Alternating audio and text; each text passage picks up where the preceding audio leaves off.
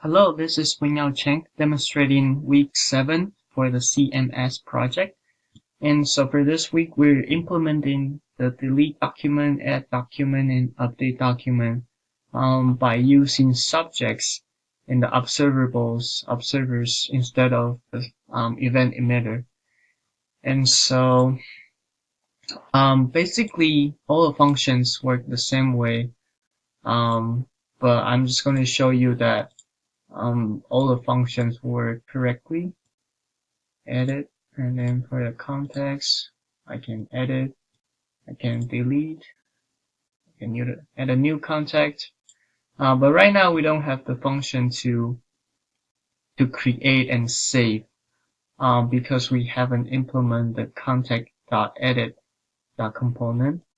But yeah, this is my video for the demonstration. Thank you for watching.